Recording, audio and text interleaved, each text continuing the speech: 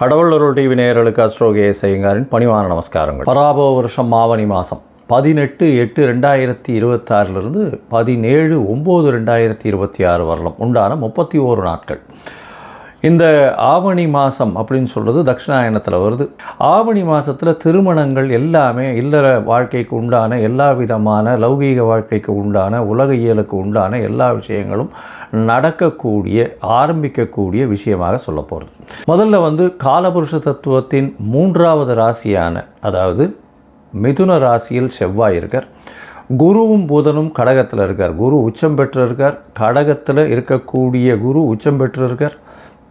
புதனும் சேர்ந்து இருக்கார். புதன் அன்றைக்கே கடகத்திலிருந்து சிம்மத்துக்கு மாறுறார். சிம்மத்தில் சூரியனும் கேதுவும் இருக்கக்கூடிய நாள். அதற்கு பிறகு பார்த்தீங்கன்னா கும்பத்தில் ராகுவும் சனி மீனத்தில் வக்கரகதி அடைஞ்சும் இருக்கக்கூடிய காலகட்டம். இந்த காலகட்டத்தில் பார்த்தீங்கன்னா சுக்கிரன் நீச்சப்பட்டு போகிறார் கன்னியில். மாற்றங்கள்னு பார்க்கும்போது 18ஆம் தேதி அன்னைக்கு, அதாவது 18/8/2026 அன்றைக்கே புதன் கடகத்திலிருந்து சிம்மத்துக்கு வரார். அதற்கு பிறகு 1/9/2026 அன்றைக்கி சுக்கிரன் கன்னியிலிருந்து தன்னுடைய சொந்த வீடான துலாத்துக்கு போகிறார். 3/9/2026 அன்றைக்கி சிம்மத்தில் இருக்கக்கூடிய புதன் கன்னிக்கு போய் ஆட்சி உச்ச மூல திரிகோணம் பெறார். இதுதான் இந்த ஆவணி மாதத்தில் கிரகத்தினுடைய மாறுதல்கள். சரி, இந்த மாதத்தினுடைய விசேஷ நாட்கள் என்ன அப்படின்னு பார்க்கும்பொழுது முதல்ல ஆவணி மூலம். அதை தவிர பார்த்தாலே அன்றைக்கி வாஸ்து நாள் மத்தியானம் 2:31 1:30 மணி நேரம் இருக்குது. இந்த ஆவணி மூலத்தன்னைக்கு அது உங்களுக்கு 23/8/2026 வருது. 6ஆம் தேதி ரிக் உபாகர்மா இருக்குது. அது தவிர அன்றைக்கி ஸ்ரவண நட்சத்திரம்ன்றதுனால ஓணம் பண்டிகை கேரளாவில் மிகவும் பிரசித்தி. ஓணம் பண்டிகை 27ஆம் தேதி அப்படின்னு பார்த்தாலேனால் எஜுர் உபாகரமா எல்லாரும் 2 பேருக்குமே அதாவது ரிக் எஜுர் சாம இந்த 3 வேதத்திற்குமே காயத்ரி ஜபம் அப்படின்றது பார்த்தாலும்னா 28/8/2026 அன்றைக்கி 4/9 அன்றைக்கி கோகுலாஷ்டமி. சாமவேத உபாகரமா உங்களுக்கு 13/9 அன்றைக்கி வருது. விநாயக சதுர்த்தி 14/9/2026. சரி, இப்போது மேஷம் முதல் மீனம் வரை ஒரு ராசியாக எப்படி இருக்குது அப்படின்றத பார்க்கலாம். ரிஷபம், கிருத்திகை, ரோகிணி, மிருகசீரிஷம் இந்த 3 நட்சத்திரம் 9 பாதங்களை கொண்ட ராசி. இந்த ரிஷப ராசிக்காரர்களுக்கு பார்த்தீங்களேனால் 3ஆம் இடத்தில் குரு பகவான், 11ஆம் இடத்தில் சனி பகவான். வருட கிரகங்கள் ரொம்ப நல்லாவே இருக்குது. இந்த குரு பகவான் 3ஆம் இடத்துல இருக்கார் அப்படின்னா அவர் 7ஆம் இடத்தை பார்க்கறதுனால திருமண யோகம் நிச்சயமாக உண்டு. எந்த காரணத்தை கொண்டு பார்த்தோம்னா திருமணம் நிச்சயமாக இவ்வளோ நாளாக பார்த்துட்டு இருக்கிறது தட்டி போயிருக்கும். ஆனால் ஆடி மாதம், போன மாதம் ஆடி மாதம்ன்றதுனால சில பேர்லாம் இந்த ஆடி மாதம்ன்றதுனால ஜாதகத்தில் பார்த்துருக்கவே மாட்டா. ஜாதகத்தை எடுத்து அந்த இது மேட்சிங் இருக்கா அப்படின்றத கூட பார்த்துருக்க மாட்டா. இப்போ ஆவணி மாதம் நிச்சயமாக கல்யாணம் நிச்சயமாக அதாவது கைகூடக்கூடிய வாய்ப்புகள் மிகவும் அதிகமாக இருக்குது. சரி, இந்த ரிஷபராசிக்காரர்களுக்கு பார்த்தோம்னா இந்த மாதம் அதாவது ஆவணி மாதம் பராபவ வருஷம் 18/8 17/9/2026 வரலாம் உண்டான நாட்களில் உங்களுடைய ராசிக்கு 2ஆம் அதிபதி 3ஆம் இடத்துலேருந்து அன்றைக்கே 4ஆம் இடத்துக்கு போகிறார். 4ஆம் இடத்துக்கு சூரியன், புதன் மற்றும் கேதுவோடு சேர்ந்து இருக்கக்கூடிய காலகட்டமாக இருக்குது.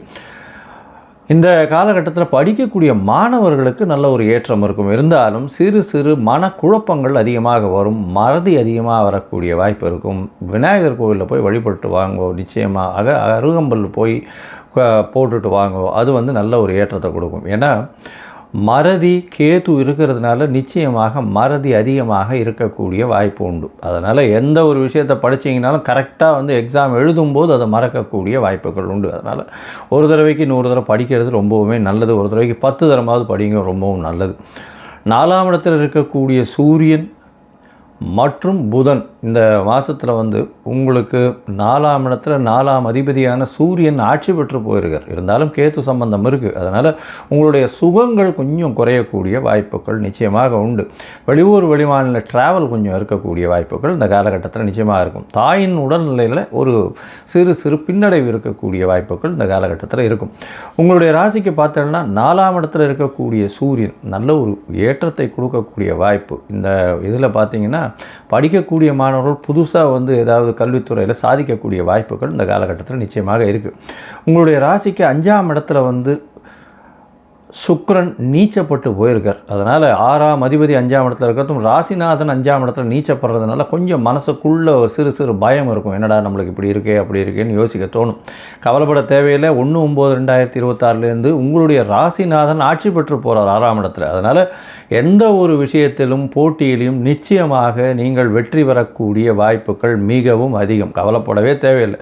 அது தவிர பார்த்தீங்கன்னா 3/9/2026 ராசிநாதன், அதாவது உங்களுடைய ராசிக்கு 2-5 அதிபதினு சொல்லக்கூடிய புதனும் 5ஆம் இடத்துல ஆட்சி உச்ச மூல திரிகோணம் பெறுறார். அதனால் திருமணம் ஆனவர்களுக்கு குழந்தை பிராப்தி ஏற்படக்கூடிய வாய்ப்புகளும் இந்த காலகட்டத்தில் கிடைக்கும்.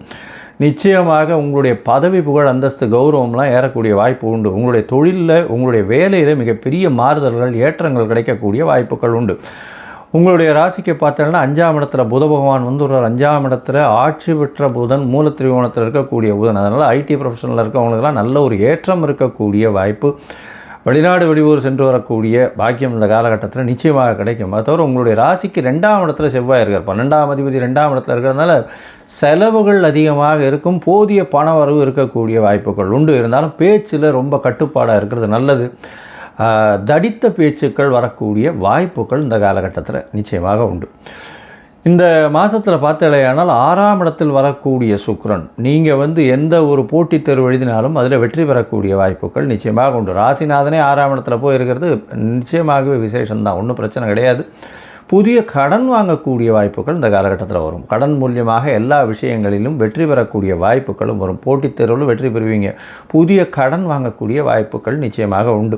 பேச்சில் கொஞ்சம் கவனமாக இருக்கிறது நல்லது. திருமண பாக்கியம் யோகம் நிச்சயமாக உண்டு. ஏன்னா 5ஆம் அதிபதியும் 5ஆம் இடத்துல ஆட்சி பெற்று போயிருக்க நல்ல ஒரு ஏற்றம் இருக்கும். உங்களுக்கு பதவி அந்தஸ்து கௌரவம்லாம் வரக்கூடிய காலகட்டமாக அமைய போகிறது. மொத்தத்தில் பார்க்கும்பொழுது இந்த ரிஷபராசிக்காரர்களுக்கு நல்ல ஒரு ஏற்றமான காலம். ராசிநாதனே 5ஆம் இடத்துல இருக்கிறது நல்ல ஒரு ஏற்றம். அவரே உங்களுடைய ராசிக்கு இன்னொரு வீடான, அதாவது உங்களுடைய ராசிநாதன் இன்னொரு வீடான துலாத்தில் ஆட்சி பெற்று போகிறதுனால எல்லா விதமான ஏற்றங்களும் வரும். இருந்தாலும் சிறு சிறு கடன்கள் வரக்கூடிய வாய்ப்புகள் உண்டு. உடல் நலத்தில் சற்று பின்னடைவு இருக்கக்கூடிய வாய்ப்பு உண்டு. ஏன்னா 6ஆம் இடத்துலேயே சுக்கிரன் போயிருக்கிறதுனால. இருந்தாலும் எல்லா விதமான ஏற்றங்களும் இருக்கும். போட்டித் தேர்வு எல்லாத்திலையும் வெற்றி பெறக்கூடிய வாய்ப்பு உண்டு. திருமண யோகம் உண்டு. திருமண பாக்கியம் அமையக்கூடிய வாய்ப்புகள் இந்த காலகட்டத்தில் நிச்சயமாக உண்டு. குழந்தை பிராப்தி ஏற்படும். திருமணமானவர்களுக்கு குழந்தை பிராப்தி ஏற்படக்கூடிய காலகட்டமாக அமைய போகிறது. பேச்சில் கவனமாக இருங்கோ. பணம் வரவு நல்லபடியாக இருக்கும். இருந்தாலும் செலவுகளும் அதற்கு ஏற்றார் போல் இருக்கக்கூடிய வாய்ப்பு. குடும்பாதிபதியானவர், அதாவது சப்தமாதிபதி குடும்பாதிபதியாக இருக்கக்கூடிய காலகட்டம், குடும்பம் அமையக்கூடிய வாய்ப்புகளும் மிகவும் அதிகமாக இருக்குது.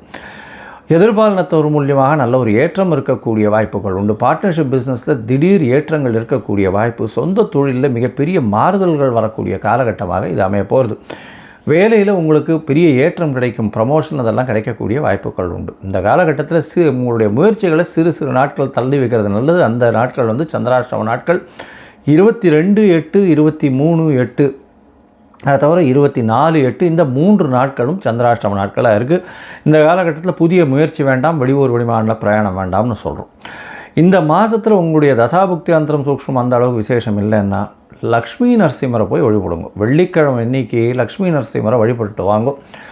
செவ்வாய்க்கிழமை யோக நரசிம்மருக்கு பானகம் பிரசாதம் பண்ணுவோம். அது பண்ணலைன்னா நிச்சயமாக உங்களுக்கு வரக்கூடிய எல்லா விதமான தடங்களையும் தாண்டி உங்களுக்கு எல்லா விதமான வெற்றிகளும் சேரும். கடவுள் அருள் டிவியை பார்த்தமைக்கு நன்றிகள். மேலும் இது போன்ற தகவல்களை தெரிந்து கொள்ள கடவுள் அருள் டிவியை சப்ஸ்கிரைப் செய்யுங்கள். மறக்காமல் பெல் ஐக்கானை கிளிக் செய்யுங்கள்.